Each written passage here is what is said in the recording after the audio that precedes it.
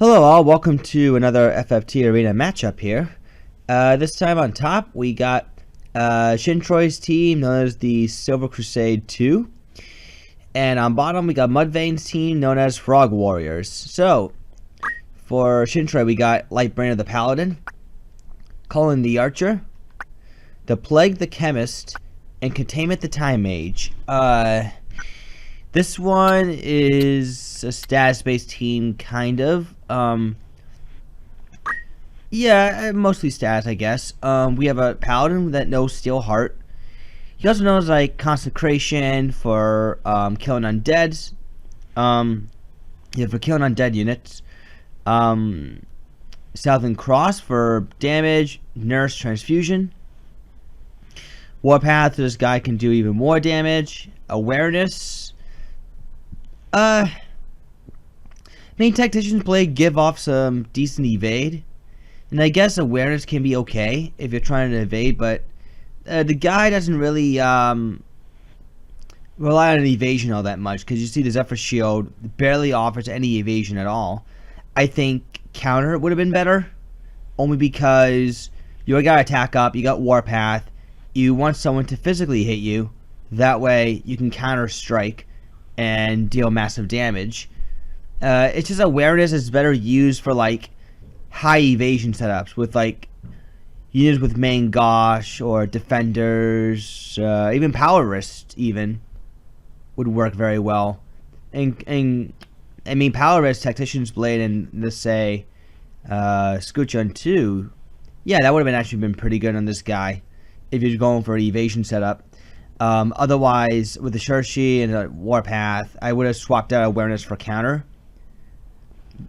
Just because it would have taken, you might have to drop maybe a skill in order to achieve that.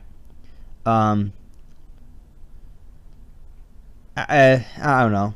I don't think awareness is that good of an ability in a Paladin, unless you swap some equips around, like maybe get this guy a shield of higher evade and accessory with higher evade, and yeah, I can see where awareness would be handy. We have an Archer here. Arm Aim, Seal Evil, and I believe Hawk's Eye. Ice Bow for the random stop proc, which can be useful. Has Hawk Skill, only knows Refute and Insult. The Ice Bow does boost the MA a little bit, so I guess Hawk Skill can be randomly handy. I mean, Berserk Tactics, always iffy, because if you Berserk the wrong unit, then you have them do even more damage than you would like. That's why Berserk is so much better on casters. On Yodens, this Archer does not take as much damage, despite 70 Brave. He has Counter Flood, and just for random status effects. The damage might not be that big, but the status proc can be, and that's what's most important.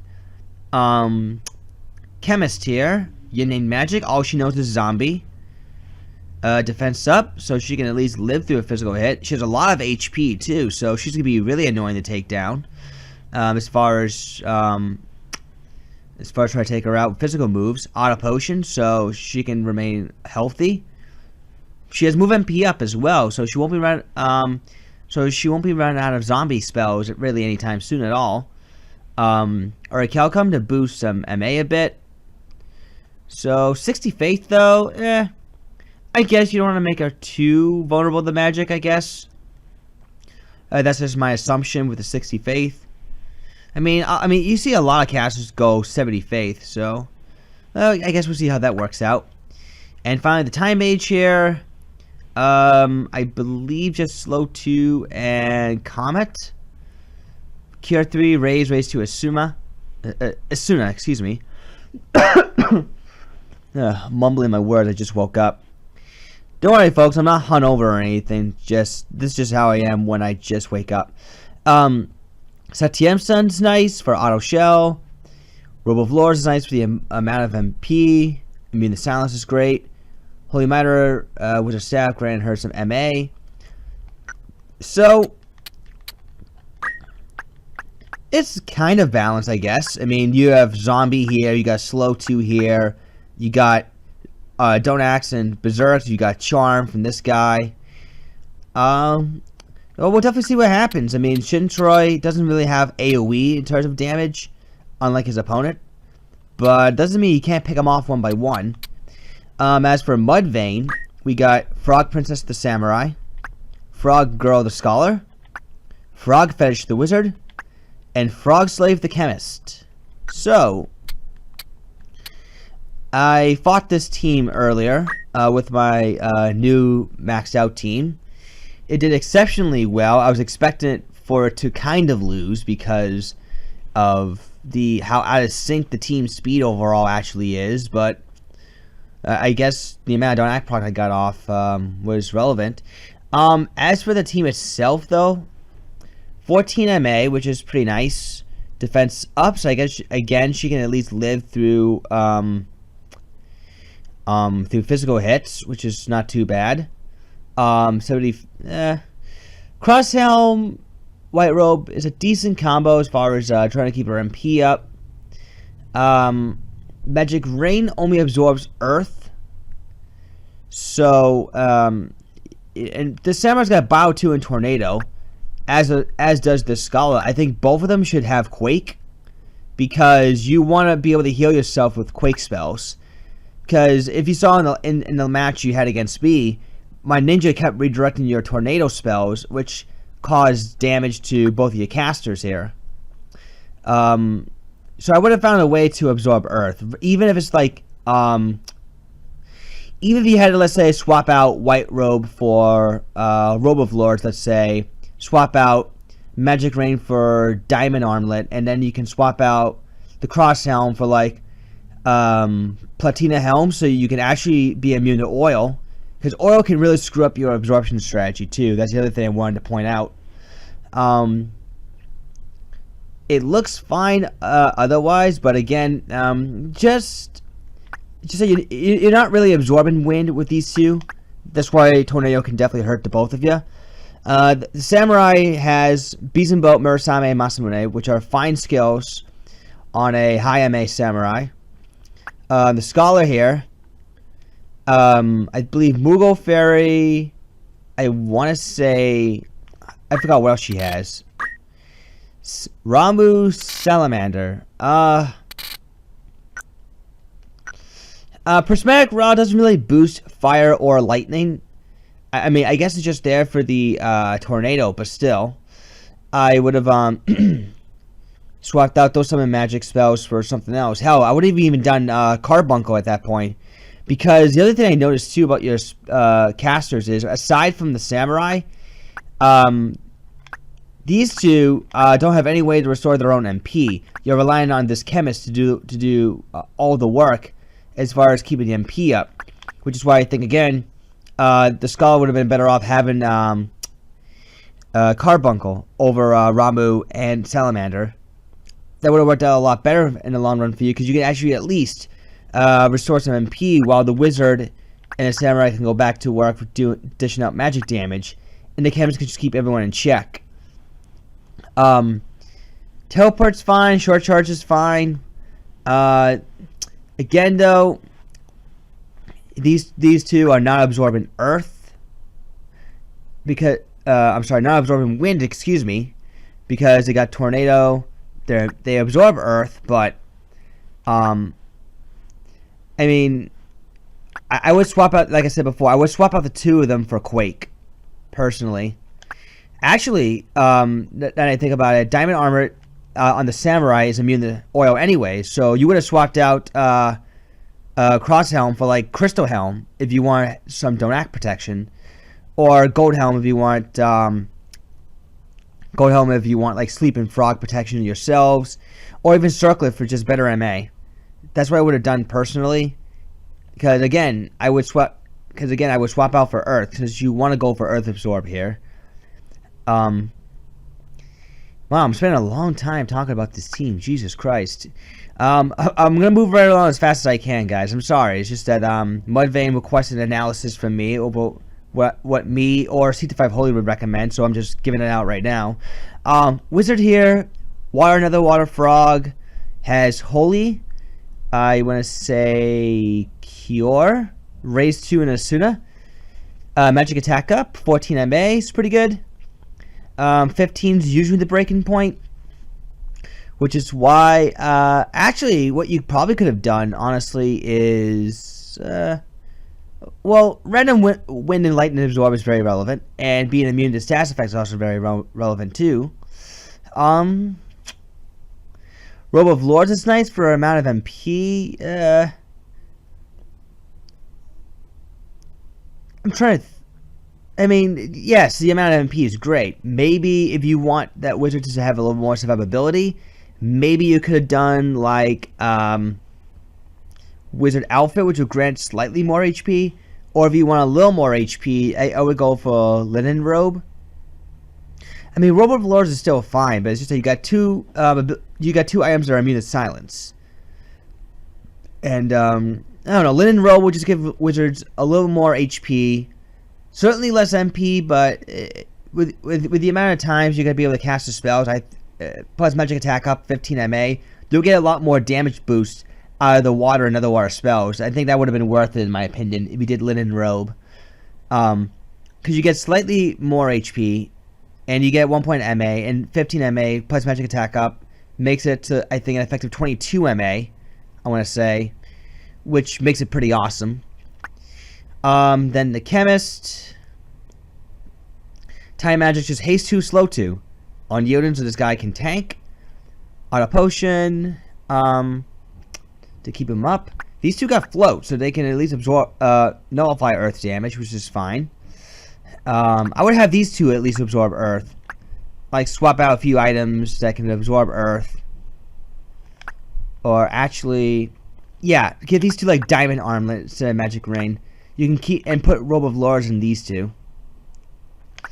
And then do, like, Black Hood if you want more HP. Yeah. I mean, the team looks fine because you're looking for mainly Frog procs. You got Bow 2 here, and Frog from this wizard. Counter Magic can be interesting, although it does provide mixed results because sometimes an enemy can absorb, let's say, a fire spell. You cast a fire spell on you, you can counter magic inadvertently healing them. So you gotta be on the lookout for that. So that's all I gotta say right now. Sorry if my analysis was a little bit too long. I just had to give out my thoughts. Plus the Archer on Shintroy, I just want to mention very quick, could have used attack up too if you want him to be that much more damaging. But we'll see how the unyielding strategy works before Shintroy makes a decision such as that. We see an arm aim right off the bat. Kevin's looking for a slow 2 already. Timmy does nothing. Frog Princess does Masamune. So let's see. The wizard will go for a... looks to be a holy. And that does take care of the time mage in one shot. Arme misses there. Frog Slave will go for another slow 2. Despite the don't act early on, Mudvayne's definitely in the lead. Ooh! Double frog proc. That was nice.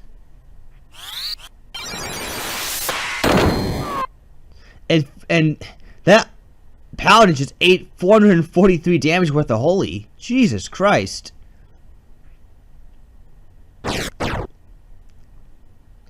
Mudvayne is definitely in a commanding lead here.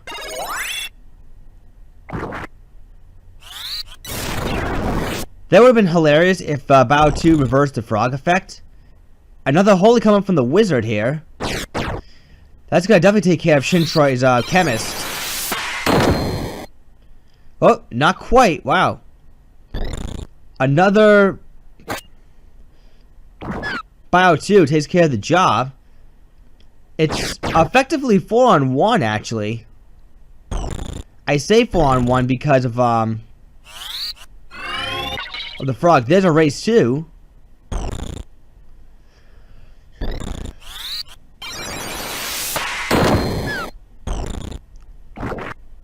And there was no frog proc that time, but not that I think it would matter personally.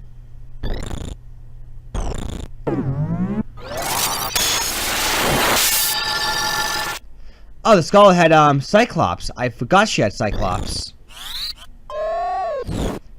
Oh, counter magic. Ah, nice use of counter magic right there from Mudvayne's wizard.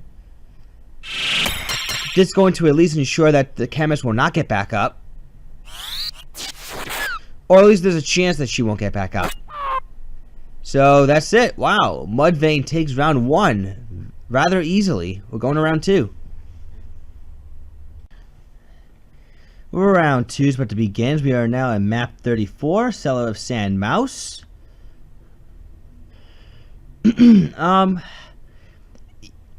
did I say? Yeah, Mudvayne got the early lead here with the 2 frog procs, and the wizard just sniping with Holy. We're going to find out how Shintroy can come back from this. If he can at all.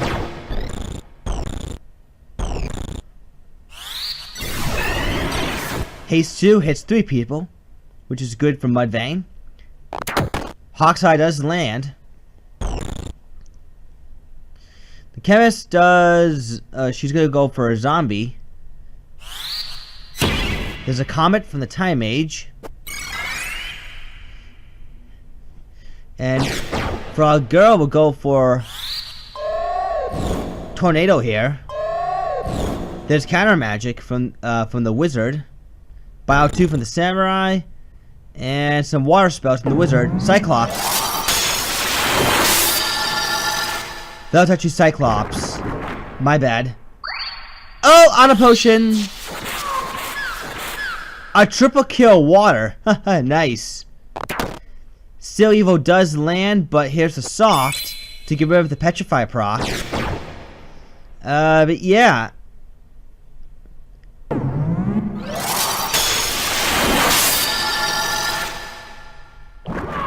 Shintroy just got pretty much wrecked. And the matches combined were shorter than my video analysis at the beginning. Who would have knew? GG.